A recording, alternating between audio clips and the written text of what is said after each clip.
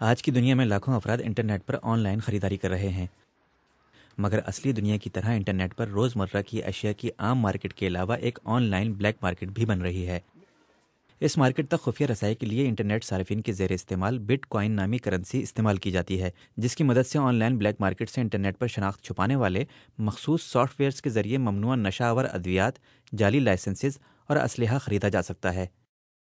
اس currency کے ذریعے کی جانے والی خرید و فروخت میں خریدار اور فروخت کنندہ کی نشاندہی نہیں کی جا سکتی۔ آن لائن بلیک مارکیٹ کے اس نظام کی افادیت کو جانچنے کے لیے جب بٹ کوائن کرنسی کی مدد سے DMT نامی ممنوعہ نشہ آور دوا خریدی گئی تو لیب ٹیسٹ نے اس دوا کو اصلی قرار دیا۔ ڈارک ویب کے اس نظام میں استعمال ہونے والے سافٹ ویئرز ایک ایسی تکنیک پر چلتے ہیں جس میں انٹرنیٹ صارفین کی ویب براؤزنگ اور کمپیوٹر کا پتہ معلوم کرنا تقریباً ناممکن ہوتا ہے۔ انٹرنیٹ پر جاری اس مجرمانہ عمل کی بہکونی کے لیے ہمارے پاس مطلوبہ قانونی نظام اور صلاحیت نہیں ہے۔ انٹرنیٹ انڈسٹری کو ڈارک ویب کی جانب سے سول سوسائٹی کے لیے پیدا کیے گئے مسائل پر قابو پانے کے لیے تکنیکی حل تلاش کرنا ہوں گے۔